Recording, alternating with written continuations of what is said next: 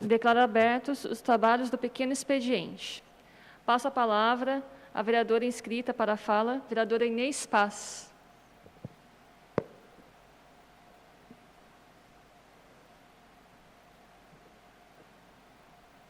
Senhora Presidente, vereadora Fernanda, senhores funcionários, a imprensa e a todos os munícipes que estão nos acompanhando. Peço licença para tirar minha máscara. No dia de hoje, vou falar assim, de vários assuntos que têm aí de relevância nacionalmente e também para a questão de Mogi das Cruzes. Essa semana, sábado, dia 5 de junho, é o dia, do meio ambiente. E a Prefeitura aqui de Mogi das Cruzes, através da sua secretaria, ela está fazendo uma programação bastante intensa. E realmente é muito importante a gente voltar um pouco aí os nossos olhos para a questão ambiental. A gente está vivendo no mundo uma crise não só pandêmica, econômica, mas também aí uma crise ambiental que é fruto de um sistema depredador, que é esse sistema aí capitalista que faz aí o esgotamento aí das reservas ambientais. E também estamos vivenciando um governo que não está preocupado, não está preocupado com a crise pandêmica, mas também com a questão ambiental. Nós não podemos sempre esquecer daquela reunião que aconteceu ano passado, se não me falha a memória, em abril do ano passado, naquela reunião dos ministros, onde o ministro Salles falou, vamos aproveitar a pandemia para passar a boiada. E a gente sabe aí a boiada que ele estava se referindo, que está tendo implicações agora.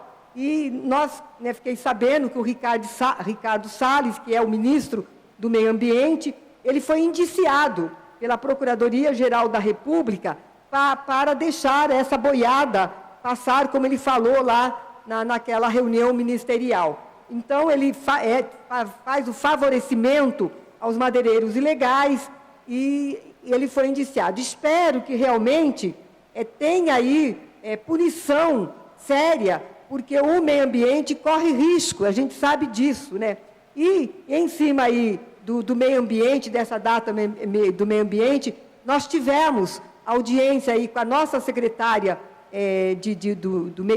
do Verde, do Meio Ambiente, e uma coisa que me chamou a atenção, que é a questão do lixo, do destino do lixo. Nós temos uma SEV que está tratando disso, junto com o vereador Iduígues, e junto com o vereador Pedro Comura, e eu faço parte, e ela disse, por causa da pandemia, não está tendo aí a reciclagem de lixo. Então, é feita a coleta nos ecopontos e está tudo indo para o aterro.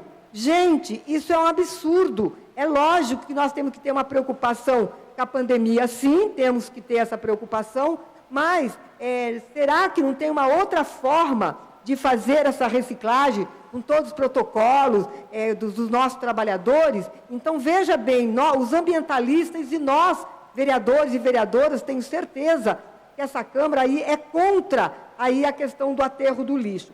E também fiquei sabendo que tem 2 contratos pela coleta aí do lixo. Um que é com a Júlio Simões, no sentido de coletar nas suas casas, e a outra questão é referente aí à questão dos ecopontos. Então, nós vamos precisar saber, e essa parceria que nós temos que ver aí, é importante ver que precisa dar um tratamento para o nosso lixo, que é uma decisão que não tem que ser municipal. Outro assunto que eu queria colocar é também localizado aí a questão do pedágio, Nós vimos aí toda a movimentação, a pressão popular, concedeu aí uma liminar para que não tenha essa audiência, mas a gente sabe que apenas não ter audiência pode ter, não é a luta definitiva. Eu acho que a gente tem que fazer com que não tenha realmente esse pedágio instalado. Então, nós, juntamente com todos os parlamentares dessa frente, o prefeito, todo mundo aí envolvido, aí, o movimento organizado, contra o pedágio, para não impedir, não encarecer a nossa vida, mas quero registrar a questão aí do fechamento, até que o vereador Carlos Lucareschi entrou aqui no plenário, lá do fechamento lá da rua Professor Mário Porte, da Vila São Francisco. Tá? Então, nós entramos no Ministério Público porque, na nossa avaliação, é inconstitucional fechar uma via pública. Então, a gente entrou aí que nós queremos ver o motivo, né, de ditar aí fechamento da via pública. Então, toda essa manifestação aí com relação à questão aí das movimentações lá da Vila São Francisco. E para o último item que eu vou abordar aí, é a questão, né, da educação. Acho que não dá para a gente não falar sobre a questão da educação, mas não somente a questão do retorno às aulas. Não é só a questão do retorno às aulas. Esse é um assunto fundamental. Não está havendo consenso entre aí as entidades, os sindicatos, os trabalhadores da educação, do processo do retorno às aulas. Na nossa avaliação, já tenho dito desde o ano passado, esse retorno às aulas,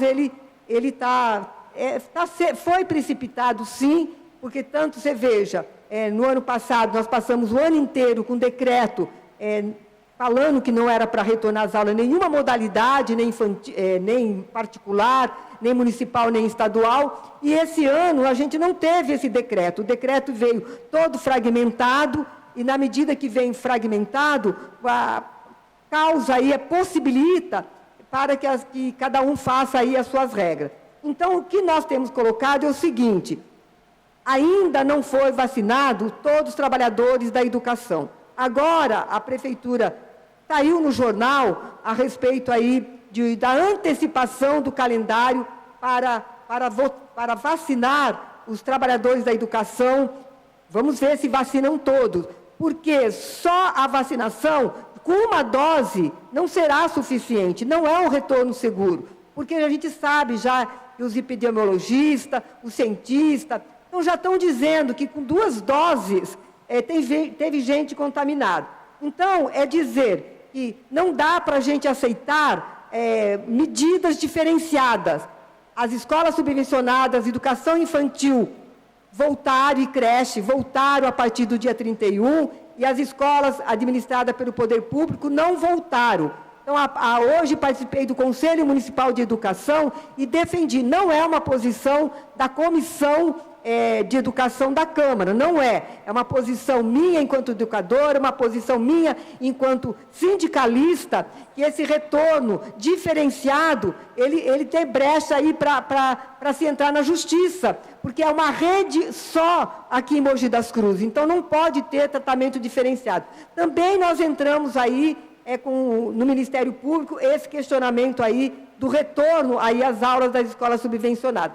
A maioria dos trabalhadores e das trabalhadoras não está vacinado nas escolas subvencionadas. Então, nós precisamos fazer com que haja uma pressão, né, não sei o que o Conselho Municipal de Educação hoje deliberou, para que as aulas presenciais sejam suspensas, porque ela está voltando no inverno, com a terceira onda colocada aí, que já está todo mundo se preocupando, colocando preocupações com relação a isso, de uma cepa que está vindo aí cada vez mais forte.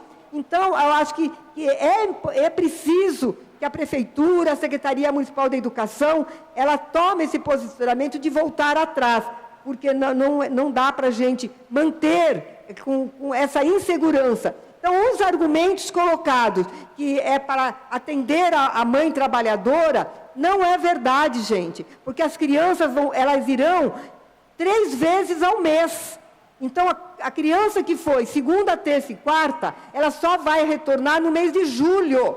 E julho, nós sabemos que pelo calendário normal, é a questão aí das férias. Mas, então, acho que era possível pensar. E dizer, gente, que os munícipes, algum setor, não é todo mundo, dizendo que professor não trabalha em aulas online. Quero dizer que em aulas online o professor não está tendo descanso, porque ele está utilizando o seu celular particular. Às vezes a professora não tem celular para ela, para o filho, então ela tem que atender o filho online, ela é chamada no WhatsApp, ela entra no centro de mídias, então ela está trabalhando muito mais mais do que fosse presencial, porque o presencial, ela faz lá na sua sala de aula, com seus alunos, quando ela vai para casa, ela não tem essa interferência. Agora, online, ela está tendo interferência de manhã, de tarde, à noite, na medida que a jornada dela não pega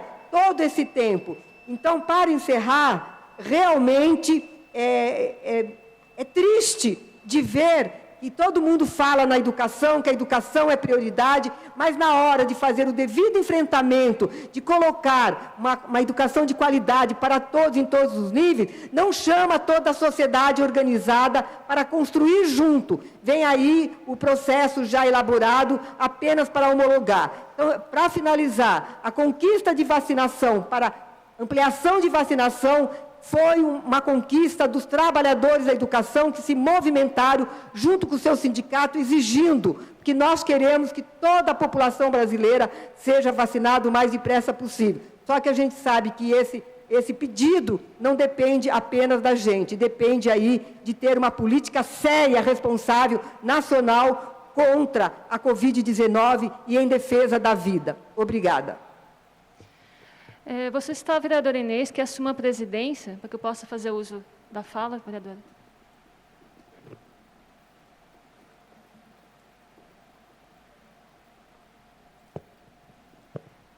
Passo a palavra, então, para a segunda vereadora inscrita, a vereadora Fernanda.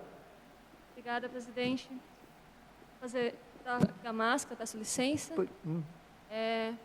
Cumprimentar toda a imprensa, né, os munícipes que nos assistem pela internet, pela TV Câmara. Pegar um gancho na fala da vereadora Inês, aqui da questão do meio ambiente, da programação que a Prefeitura vai fazer. Eu também estava acompanhando ontem pelo site da Prefeitura. Realmente uma programação bem dinâmica, né? Até parabenizar a secretária pela gestão, né, da pasta. Hoje, infelizmente, não pude estar presente aqui na reunião que o Carlos Lucareschi, né, o vereador, organizou por conta de agenda mesmo, né?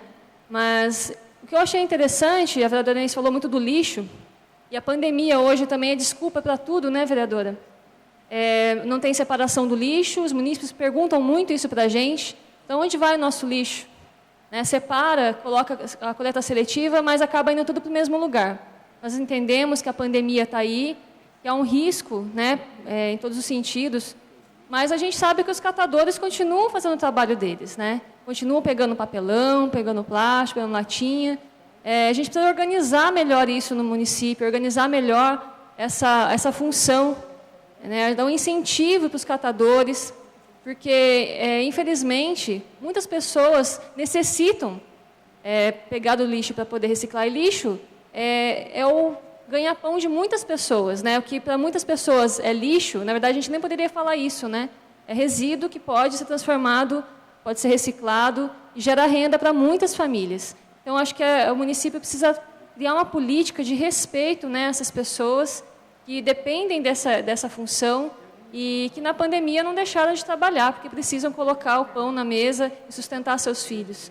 E agora uma coisa também que me chamou a atenção, que está na programação, a questão das abelhas, né? Vai ter também um seminário sobre as abelhas nativas. A gente tem um projeto de lei que foi aprovado aqui na casa em 2019, eu aprovei 2019 para 2020. Eu e o vereador Protássio aprovamos um projeto de lei, vereadora, porque em Mogi queima-se abelhas. A gente comete um crime ambiental. Aí as zoonoses falam assim, não, mas só em casos... Primeiro ofício que eu fiz lá atrás, todos os casos a gente extermina a abelha. Não, a gente extermina porque não tem como fazer a soltura das abelhas em outro local, o manejo. Agora, o último ofício que eu fiz fala que não, que eles só vão atender as demandas urgentes. Mas a gente sabe que não. Todo o protocolo de atendimento de ouvidoria que se faz para as abelhas, elas são exterminadas, né? Então, assim, hoje não tem um protocolo de proteção às abelhas. O projeto de lei foi aprovado, logo entrou a pandemia, entendo a questão de não ter sido feito um decreto, não ter dado tempo da prefeitura fazer isso, mas a gente não pode usar a pandemia desculpa para tudo, porque a gente não sabe quando isso vai acabar, isso vai se arrastando e há vários apicultores no município interessados em fazer o convênio com a prefeitura, em abraçar essa causa, porque hoje há, em média, atendimento de 20 atendimentos de abelha por dia pelo Centro de Controle de Zoonoses. Mogi é uma das únicas cidades que a abelha está na pasta da saúde. Muitos municípios bombeiro que vai ver, né, enfim, vários outros departamentos, meio ambiente, mas aqui em Mogi está na saúde.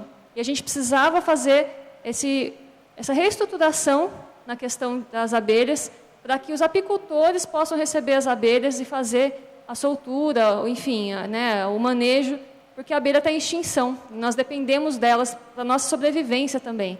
Então, é só deixar essas pautas aqui também relativas ao meio ambiente, né, fazer esse reforço à fala da vereadora Inês em relação ao lixo e à programação da prefeitura, que inclui as abelhas, para que a gente não fale só do meio ambiente em junho, para que a gente, de fato, lute por políticas públicas e que a gente faça acontecer.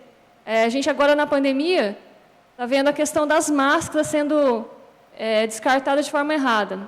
É tudo uma questão de educação, uma questão de consciência, e eu acho que o nosso papel aqui como executivo é cobrar ações, de fato, de que a gente possa educar as pessoas, né, para que possa cuidar melhor do meio ambiente, que é tudo, né?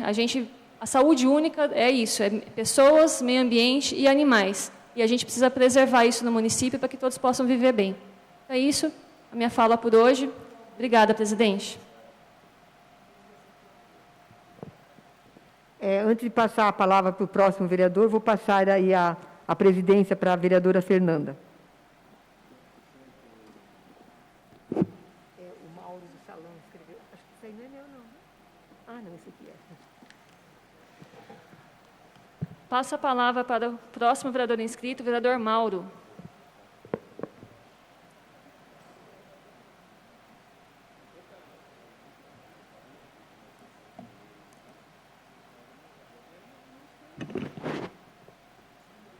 Boa tarde, presidente. Fernando Moreno, peço permissão para que eu retire um pouco a máscara. Boa tarde, mesa diretiva. Boa tarde, imprensa. E a todos que acompanham a TV Câmara. Aproveitar aqui o momento que a vereadora Inês Paz e a Fernanda comentou sobre o meio ambiente. Parabenizar o nosso amigo, ilustre vereador Carlos Zucareschi, presidente da Comissão do Meio Ambiente também. Agradecer aqui a secretária do Meio Ambiente, a senhorita Michele, por uma boa reunião que nós tivemos hoje. Eu achei de suma importância a gente estar aqui comunicando na TV Câmara o ocorrido. Como nós sabemos, nós todos os vereadores sabemos das nossas dificuldades que nós encontramos em relação às podas de árvores, às instalações de energias elétricas em sítios, né? Como disse o nosso nobre vereador Iduígues, né, Iduígues? Também tem um problema de conscientização, que hoje, para você comprar uma pequena chácara, né, num sítio que está sendo desmembrado, está tendo várias motivações e muitos sitiantes estão vendendo os sítios, fazendo em lotes, para que vocês que estão nos ouvindo, assistindo, de suma importância que vocês saibam, antes de comprar, procurar todos os setores, né, do meio ambiente, a Secretaria também, CETESB e a IDP, que está havendo realmente essa dificuldade para que não haja as vendas desproporcional nesses lotes. Então, tivemos aí uma reunião muito importante, né? Sabemos as dificuldades, pedimos para o nosso amigo vereador Carlos Zucareschi para que faça uma reunião também com a IDP. Então, como vocês sabem, muitas dificuldades, muitos galhos enroscados nas fiações elétricas em toda a zona rural. Eu percorri durante 3 anos, quando assessor o deputado estadual Marcos Damasio, e sempre ouvi essa questão do problema da fiação. Qualquer chuva que dá, qualquer galho que balança com força, os fios são rompidos, e onde muitos agricultores ficam ali por 2 ou 3 dias sem comunicação, tanto da internet como da parte elétrica, e a necessidade deles para manter refrigerados os produtos que eles colhem e possam entregar no final de semana. Então, agradecer aqui a essa reunião de suma importância, para que vocês saibam das dificuldades que nós temos aí para frente, mas todos nós, vereadores, Comissão do Meio Ambiente, nós vamos estar aí batalhando para que haja essa facilidade para todos nós aí. Muito obrigado, presidente Fernanda. Obrigada, vereador. Passo a palavra para o próximo vereador inscrito, vereador Eduígues Martins.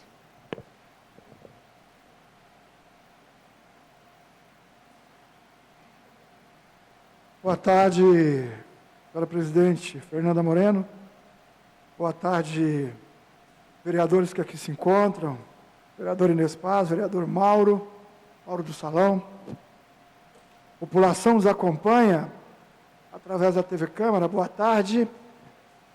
Eu quero abordar e fazer um convite a quem está nos assistindo para acompanhar hoje, através da TV Câmara, uma discussão sobre tratamento de resíduos sólidos.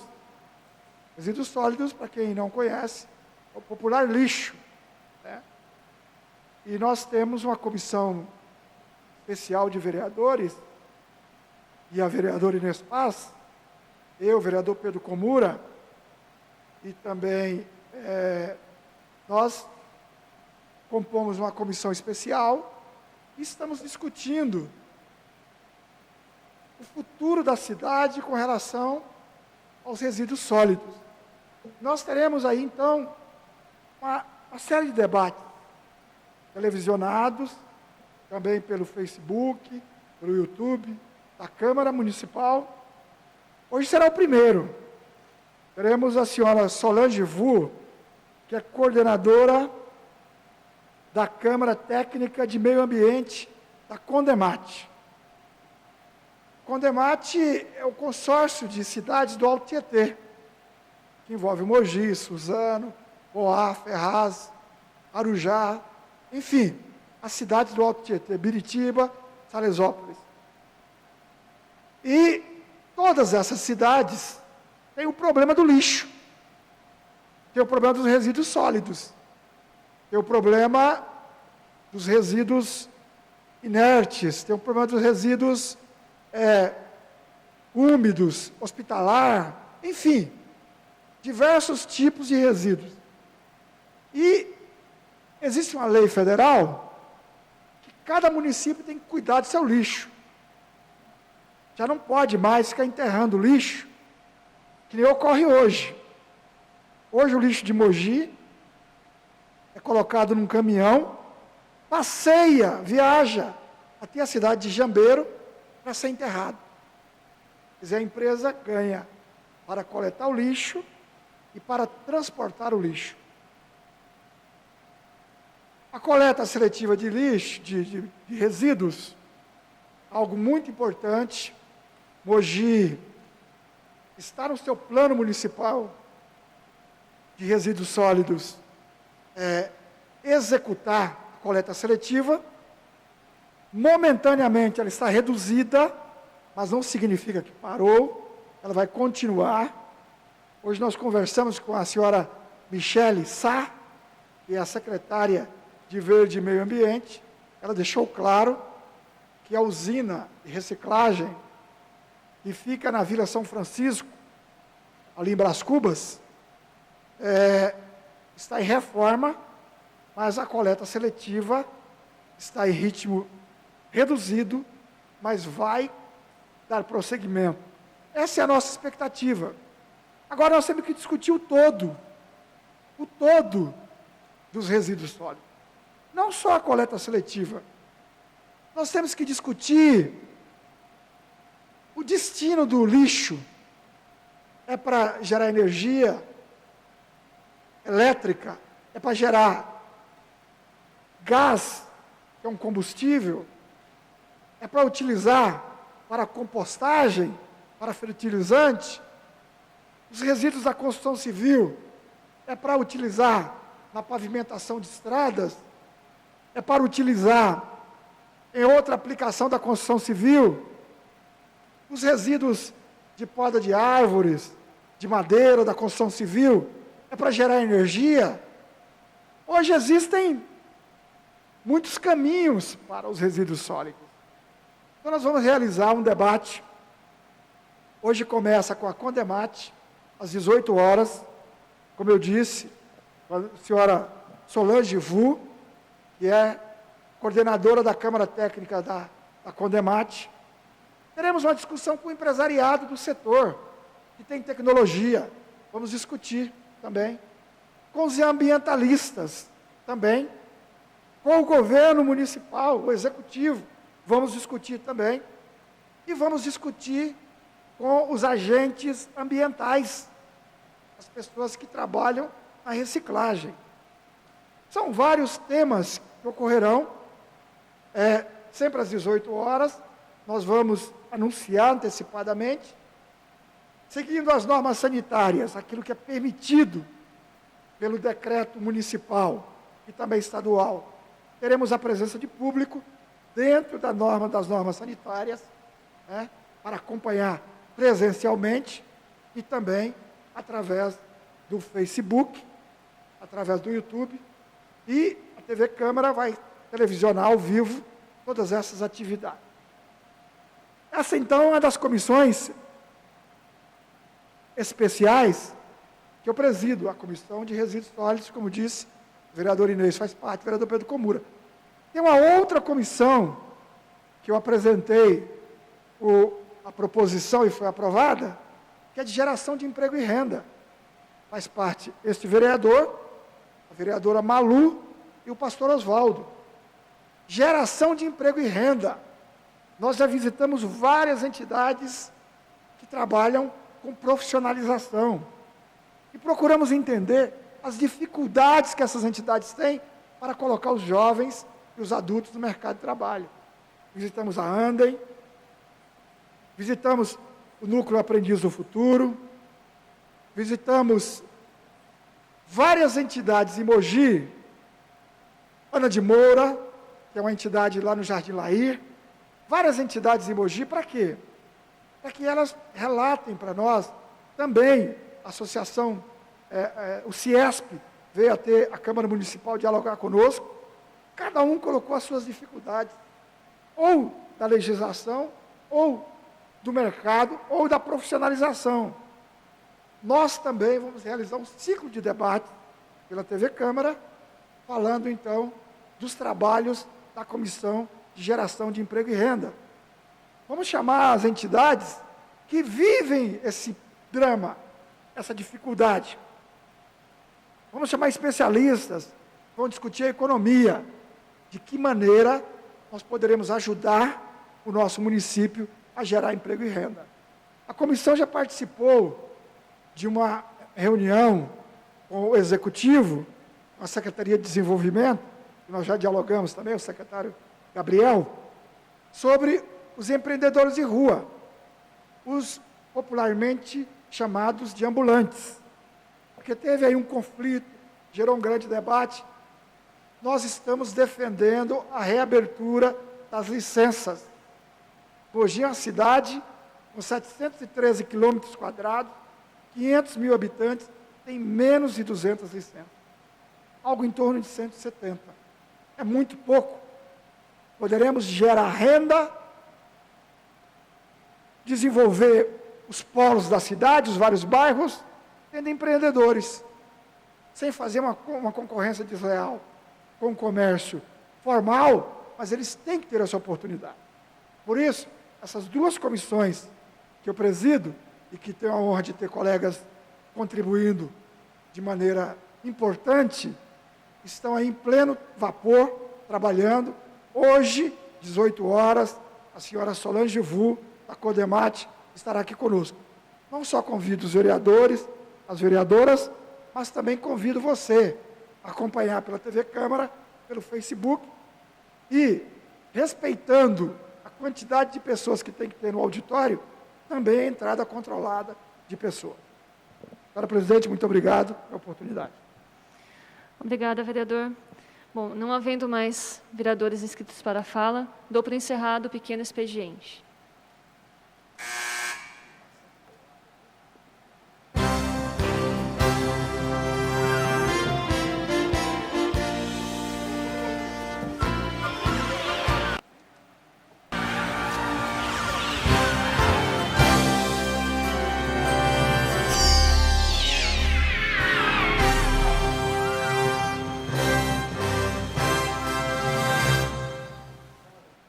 Olá, seja muito bem-vindo.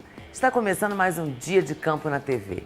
No programa de hoje, nós vamos conhecer um equipamento desenvolvido pela Embrapa em parceria com uma startup voltada ao agronegócio que usa o laser e a inteligência artificial para fazer análise de solo.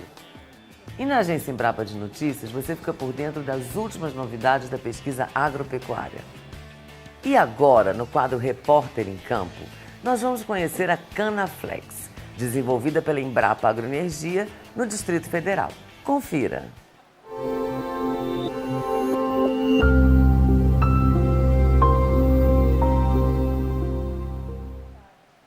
Olá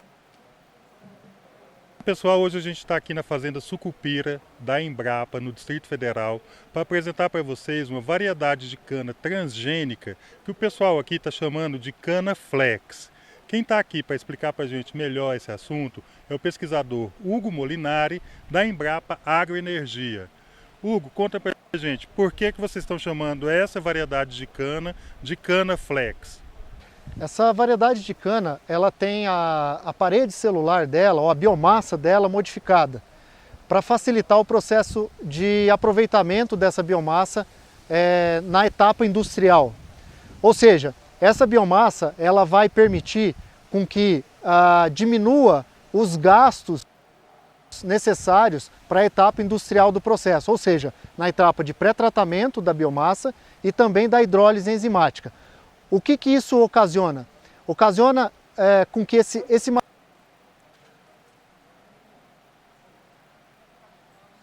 material, por ser mais facilmente processado ou com uma maior digestibilidade da biomassa, eu diminua o uso de enzimas, né, que são caras dentro de um processo industrial de quebra, né, desses polímeros para produção de etanol de segunda geração, e também a etapa anterior, que é de pré-tratamento, que é para realmente expor esses polímeros às enzimas. Então a ideia é isso, é minimizar custos na etapa industrial. E ela pode ser usada em que tipo de produto, essa variedade? Então, essa biomassa modificada, além do uso industrial, ela também tem um uso para alimentação de animais ruminantes. Por quê? Ela tendo uma biomassa modificada, o animal, ao se alimentar dessa forragem ou dessa biomassa, o tempo de processamento no rumen do animal, pelos micro-organismos que estão ali presentes, vai ser menor. Consequentemente, o aproveitamento ou o valor nutricional daquela biomassa aumenta para o animal, né? Então a ideia também, por isso que chama flex, né? Então ela tem multipropósito. Então ela tem uso na etapa industrial para a produção do etanol de segunda geração e também o aproveitamento como uma forragem de maior valor nutricional para animais ruminantes. E você estava me explicando o experimento aqui atrás, ele na verdade ele está atrás dessa parede aqui de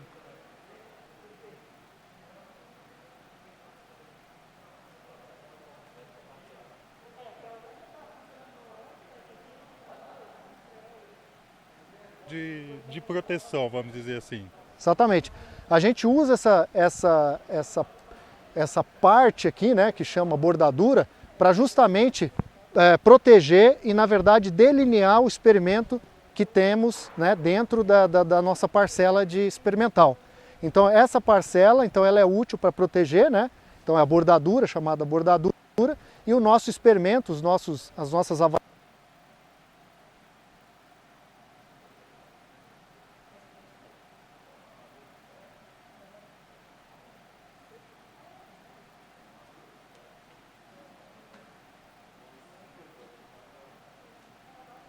avaliações do nosso ensaio experimental está dentro dessa parcela. Mas ela protege do vento, de insetos? Exatamente, ela tem um caráter protetivo. E já está no mercado essa variedade?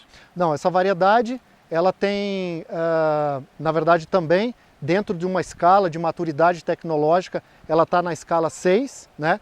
A gente está avaliando esse material em ambiente relevante, nós estamos buscando parceiros para fazer a etapa de co-desenvolvimento e levar esse material a ser testado em mais ambientes de produção diferentes, representativos da cultura.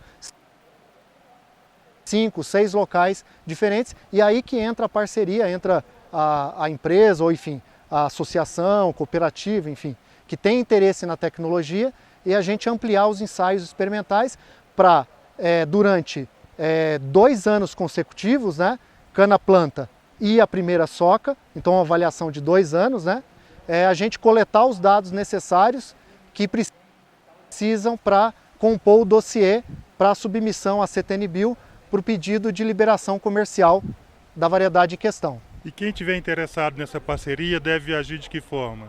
Quem tem interesse deve procurar a Embrapa Agroenergia, nosso setor.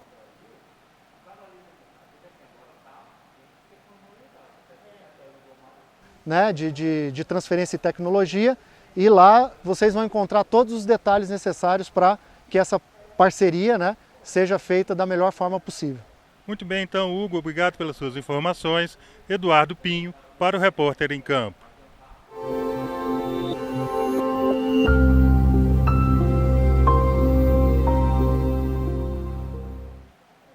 A análise de solo é fundamental para o sucesso de qualquer cultura. Por isso, a Embrapa desenvolveu, em parceria com uma startup, um equipamento capaz de fazer análise de solo de forma rápida, limpa e acessível ao produtor rural. O equipamento usa a mesma tecnologia utilizada pela NASA para tentar descobrir água em Marte. É o que você vai ver agora na nossa primeira reportagem. Acompanhe.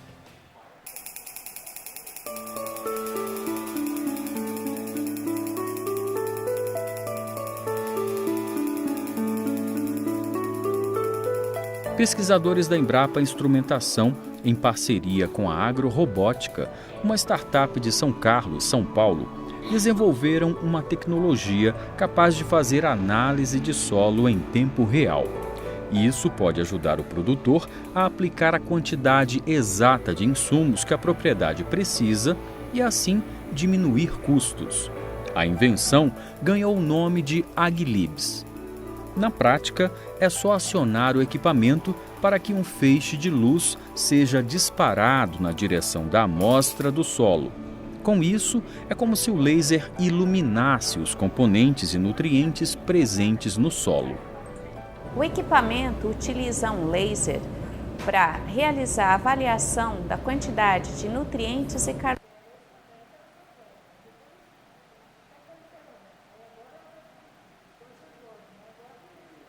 no solo. O mapeamento que é feito, ele é muito parecido com as técnicas tradicionais. Aqui é um exemplo onde nós temos um mapeamento de uma propriedade rural, onde o elemento químico foi medido com uma técnica tradicional, com análise química, e aqui o equipamento que nós temos aqui com o laser medindo o mesmo elemento químico. Esses dois mapas são muito semelhantes e a recomendação agronômica que é sugerida pela técnica é exatamente a mesma que a gente tem com a técnica tradicional. Uma das vantagens do AgLibs é que ele não agride o meio ambiente. Um outro ponto bastante